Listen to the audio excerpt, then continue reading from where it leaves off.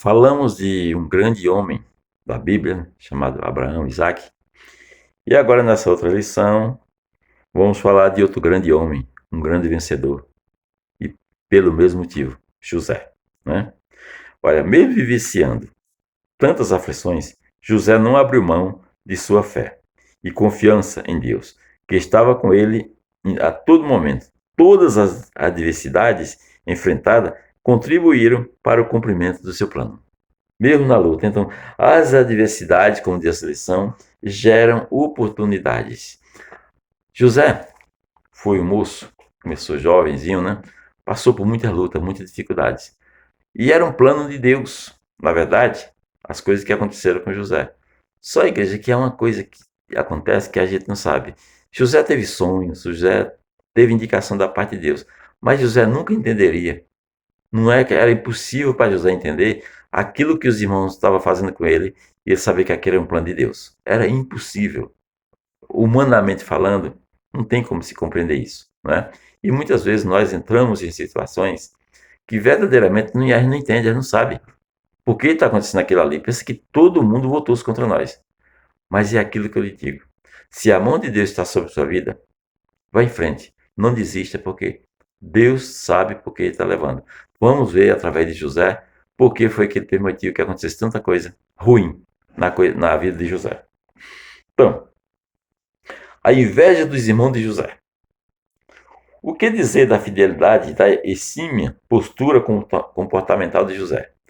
José se destacava entre seus irmãos como um menino obediente, um menino responsável, enquanto seus irmãos apresentavam problema de caráter. José praticamente era perfeito. Isso fez com que o seu pai começasse a lhe dar uma atenção especial, né? E essa atenção especial do pai para José acabou trazendo sérios problemas para José, né? A crise da família. A postura de José no seio familiar, a preferência de Jacó e os sonhos que contava a família chamou a atenção de seus irmãos. Então, essa prerrogativa de José, a postura de José, diferente de seus irmãos, né? José tinha preferência do pai, por causa do seu caráter, diferente dos seus irmãos. E os sonhos que ele contou. Ele contava a seus irmãos e dava a impressão que ele seria, de alguma forma, sobre os seus irmãos. E isso tudo fez com que levantasse a inveja de seus irmãos. Então José passou sérios apuros por causa disso que aconteceu, né? Dos irmãos sentirem inveja dele. Igreja é uma coisa muito ruim quando você é vítima de inveja de alguém. Quando isso acontecer, ore muito a Deus para que Deus quebrar isso, porque é uma coisa muito ruim. A inveja é um sentimento terrível. Na família de Jacó, tinha inveja, mentira, traição, engano, ciúme. As maiores brigas familiares e até mesmo crimes passionais são movidos por sentimentos dessa natureza. Esse tipo de sentimento, quando aparece junto de alguém, sim vai causar problema. E quando é dentro da família, a coisa se torna pior ainda. Aí cabe o pai, a mãe, os pais gerenciar isso da melhor maneira possível, para que isso não se desenvolva no coração de irmãos para com irmãos. Como a família de Jacó era uma família grande, né? De 13 irmãos, 12 homens e uma mulher.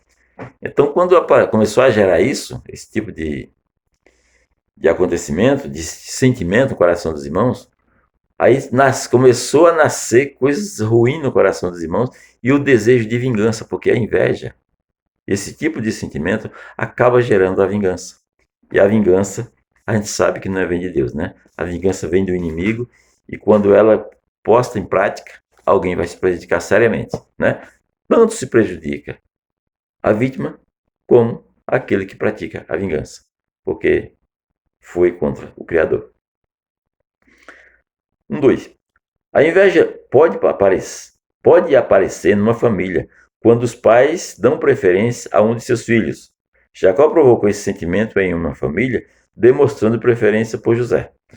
É uma coisa muito perigosa, né? A gente tem uma tendência sempre tem um filho que a gente ama mais, que a gente gosta mais, talvez pelo carinho que ele tem por nós, o modo de tratar, aquela coisa toda. Por algum motivo, a gente às vezes tem tendência a tratar, a gostar mais de um ou tratar melhor um do que o outro. Aquele filho mais rebelde, mais desobediente, né?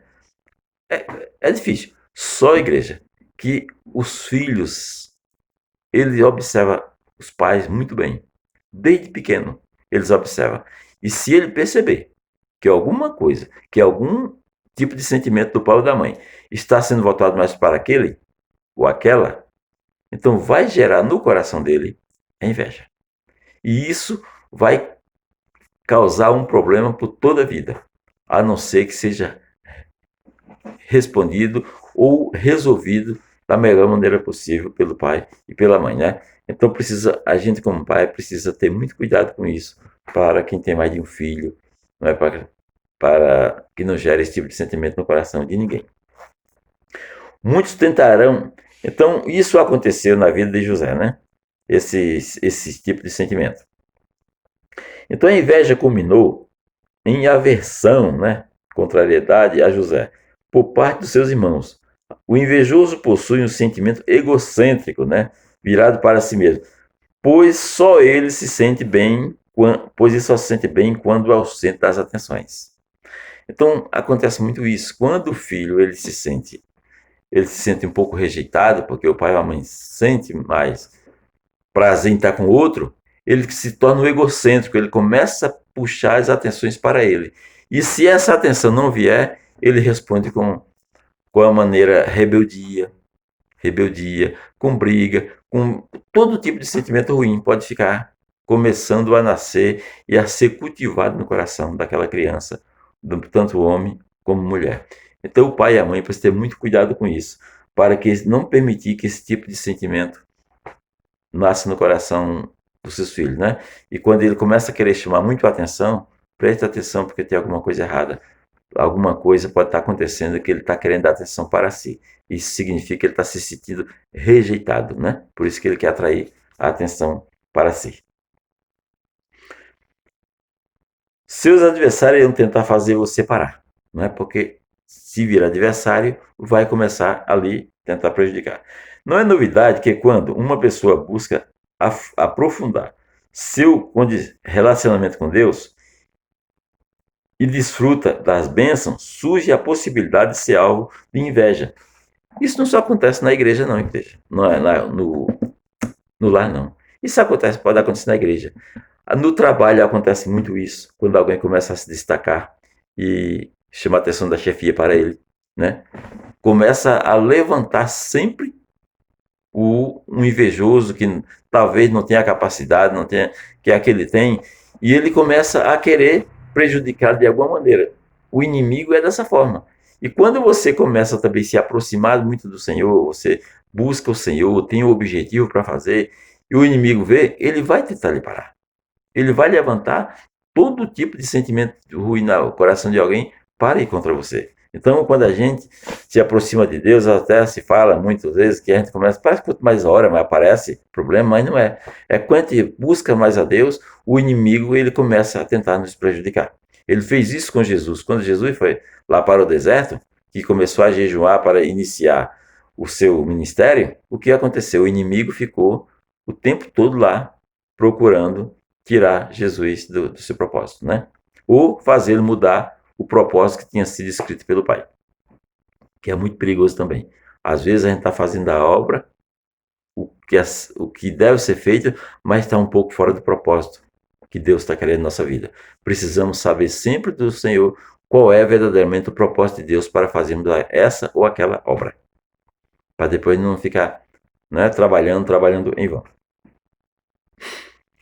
Então, se alguém está tentando lhe parar, não pare não. Continue buscando o Senhor e fique atento, sempre orando e procurando se defender daquele mal que está contra você. Entenda uma coisa, esses males, esse tipo de sentimento, é sempre colocado pelo inimigo. Então não lute contra a pessoa. A gente não luta contra a carne nem contra o sangue.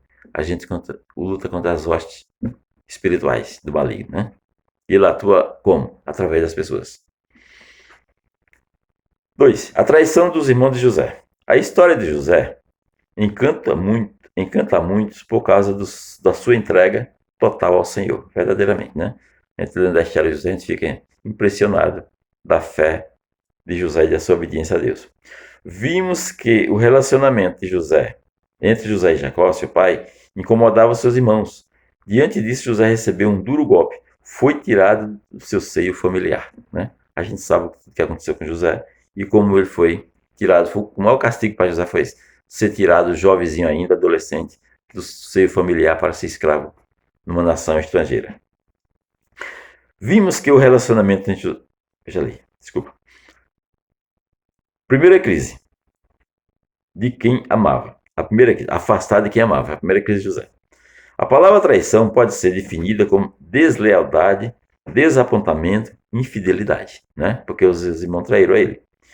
José havia ido buscar notícias de seus irmãos quando é avistado por eles que, movido pelo ódio, traçaram um plano maligno contra ele.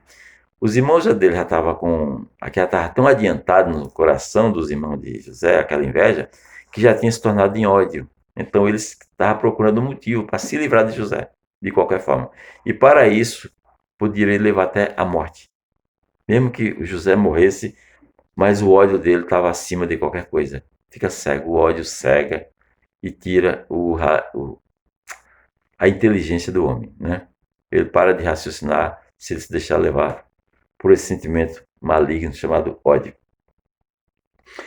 No ambiente impregnado de maldade, os irmãos de José venderam para uma companhia de ismaelitas que ia para o Egito, né? Tentaram de outras formas matar, jogaram um poço, fizeram isso aquilo, até que um dos irmãos sugeriu, viu aquela turma que passando sugeriu: não vamos matá-lo não, vamos vendê-lo para outra nação como escravo, que nunca mais ele aparece aqui e ele desaparece da nossa vida. Essa foi a intenção e foi exatamente o que fizeram. Venderam José como escravo para o Egito, um moço com 17 anos de vida, né? Inexperiente, ser tirado do seio da família dessa forma. Mas o que impressiona a igreja é a fé desse rapaz. Ele passou por tudo isso, mas nunca deixou o seu Deus. Aí a pergunta muitas vezes faz: mas se eu estou servindo a Deus, por que Deus me permite passar por tudo isso? O que José estava passando era algo terrível. Mas acontece, igreja, quanto mais a obra é grande na sua vida, mais Deus tem que lhe testar de maneira diferente, né? Deus tem que lhe preparar, tem que lhe forjar, para que você seja um soldado valente. E quando chegar diante da guerra, diante da céu, você não fugir, para você estar ali firme e forte para fazer a vontade do Senhor. O plano de Deus na vida de José era grande, tanto que precisava forjar José. Só que, é como foi dito no começo, a teoria de Deus trabalhar, a metodologia de Deus é diferente da nossa. Nem sempre a gente entende o que ele quer fazer. Então, José venderam como para o Egito. A dor da traição de seus irmãos só não era maior que a dor da saudade que ele iria sentir do seu amado pai, né? Eles eram muito amigos, eram muito apegados, e agora José estava se afastando do pai. Como escravo, nunca mais poderia voltar. Nunca mais podia voltar ao conchego familiar. Contudo, a relação harmoniosa entre Deus e José fez com que ele não esmorecesse diante da dor. Imagine que no momento desse, José não tivesse uma boa relação com Deus, não conhecesse o seu Deus. O que é que ele ia fazer? Ele ia se perder, igreja, ia se perder. Mas aprenda uma coisa: quando o Senhor coloca determinada pessoa em determinada prova, é porque ele conhece. Foi ele que te fez, é ele que conhece a sua estrutura. Ele sabe até onde você pode ir. Quando ele testou Jó, ele sabia que ele estava testando. Ele permitiu que o inimigo fizesse o que ele fez com Jó, porque ele conhecia Jó. Ele sabia até onde Jó ia e que Jó tinha força suficiente para vencer todas as artimanhas do diabo. Seja forte também como Jó e entenda, determinadas coisas que nós passamos é Deus nos preparando para algo maior do que nós temos no momento. Segunda crise, sua primeira crise, né? O afastamento da sua família, vendido como escravo e afastamento da família. A segunda crise. Neste período, José tinha 17 anos. José foi comprado por Potifar, a fim de que ele servisse como escravo. José chegou no Egito, né, e o Potifar comprou para fazer dele um escravo. Como é importante termos intimidade com Deus, pois mesmo sendo escravo em terra estranha, a presença do Eterno estava com José. E nós sabemos que a presença de Deus incomoda Satanás. Porque, igreja, Satanás continuava acompanhando, servindo, acompanhando José. E ele não se conformava porque José sempre aceitava determinada situação para não trair a Deus. Ele não se conformava, então ele ia colocando um obstáculo atrás de outro, um obstáculo atrás de outro. Eu quero ver, senhora, você não desiste. Eu quero que você tenha força suficiente para vencer tudo que eu vou colocar na sua frente. Só que José tinha um protetor bem acima da capacidade do que Satanás imaginava. José não havia sido eliminado por seus irmãos. Então Satanás procurou envergonhá-lo através da carne, que é outro inimigo difícil de se vencer, é a nossa carne. Então o que aconteceu? José foi tentado na sua sexualidade, na sua sexualidade. E não lhe mas a sua fé não lhe permitiu romper a sua comunhão com Deus. Por sua fidelidade a Deus, José foi parar na prisão. A gente sabe, né, que a mulher de Potifar começou a tentar José e preparou um ambiente onde ela ficasse sozinha com José. E nesse momento que ela atacou José, José fugiu e deixou até uma prova, né, uma capa na mão dela. E ela aproveitou-se disso, falou para o marido que tinha sido atacada e ela sabe da história, José foi parar na prisão. Mas mesmo assim, José não traiu a Deus. E José, como estava ali, a patroa dele, né? De repente, ele fizesse uma amizade desse tipo com a patroa, seria ótimo para ele, né? Olhando pelo lado humano. Mas José disse, não, primeiramente Deus. Então, igreja, é esse tipo de fé e esse tipo de fidelidade que Deus procura em nós. É esse tipo de fé e fidelidade que Deus procura em nós. Terceira crise.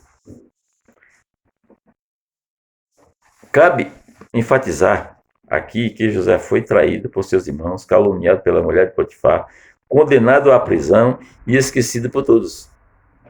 Porém, Deus não havia se esquecido dele e na hora certa iria exaltá-lo. Mas aí, a paciência.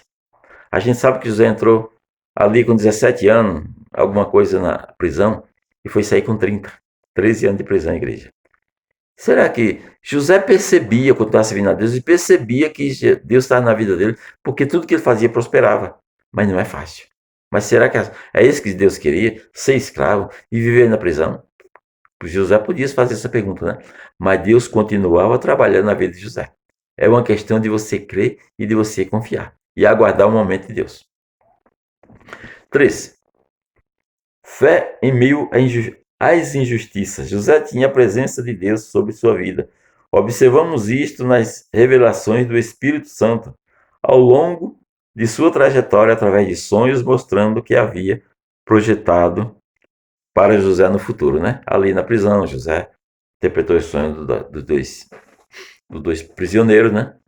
E em seguida iria interpretar o de Faraó. Por isso que se fala que o Espírito Santo está na vida. Aquilo que ele interpretava, se não fosse Deus, ele não conseguiria. Então Deus continuava na vida dele. E certamente José entendia isso. Porque é preciso a igreja estar muito ligado a Deus para entender como Deus está trabalhando em nossa vida. Para a gente não entrar em desespero. Então, o segredo da vitória de José foi o seu relacionamento com Deus. Foi só por isso que ele venceu. Era relacionar-se e confiar em Deus. Assim como José quando honramos a Deus, 3:1, somos por ele também honrado. Assim como José, se nossa fé estiver no Senhor, caminharemos em direção à vitória. Assim como José, assim como Jó e assim como tantos outros. Se a gente fizer a mesma coisa, seremos tão vencedores quanto ele, porque Deus não mudou. Ele é o mesmo Deus que tratou lá atrás com aquele povo, com José, com Jacó, com Abraão. É o mesmo Deus que trata conosco, através da vida de Jesus Cristo. Então, nunca é demais lembrar que Deus envia 2 presos que serviam diretamente ao rei para cumprir o plano que tinha na vida de José. Foi para interpretar o sonho, né? Faraó tem um sonho e ninguém consegue interpretá-lo. Deus fez com que o copeiro-mor trouxesse à memória a pessoa de José. lembrar-se do que José fez, né? Na presença do rei, José interpreta o sonho de Faraó, maravilhado, ele torna José governador do Egito, né? Quando o copeiro mau contou a história para o rei mandou buscá-lo, ele interpretou o sonho de Faraó e a partir do Faraó ficou maravilhado com aquele moço, né? E nada melhor, não achou ninguém melhor para fazer aquilo, a solução que ele mesmo deu. Se você tem a solução, você mesmo execute. Então, igreja, Deus nunca se esquece de José, nunca se esqueceu de José. No momento em que José estava esquecido por todos, Deus demonstrou seu cuidado para com ele. Deus sempre esteve trabalhando em favor de José, nunca ficou sozinho. E é o que acontece comigo e acontece com você. Deus nunca nos deixou, mesmo no momento que a gente pensa que está só e que está difícil. Deus continua cuidando de nós, fazendo o melhor para nós. O segredo da vitória de José. Tudo contribui para o bem daquele que ama Deus, né? Como diz lá em Romanos 28, né? Todas as coisas cooperam para o bem daquele que ama Deus. Então, todas as aflições fizeram José chegar ao fim de seus dias sem mágoa e crendo que Deus continuaria a levar adiante dele o seu plano. Porque depois de essa história, que vieram os filhos, os irmãos dele, conheceram tudo, mas José tinha todo o motivo do mundo para odiar aquele povo, aqueles seus irmãos, né? E agora estava como autoridade no Egito. Podia de alguma maneira vingar-se dele, mas José não. José se reconciliou com seus irmãos, perdoou os seus irmãos e ali foi bênção pura. E José fez com que o plano de Deus continuasse, porque havia uma profecia, né, para aquele povo ficar 400 anos no Egito. E José foi embora, mas deixou Jacó junto com seus irmãos no Egito para se cumprir a promessa de Deus. É assim que tem que ser feito, igreja. A gente crê no Senhor e continuar fazendo a vontade de Deus para que a vontade dele continue sobre a nossa vida e a gente fazendo a vontade dele e abençoando não só a nós, mas abençoando a outros que estiver ao nosso redor. Tá bom?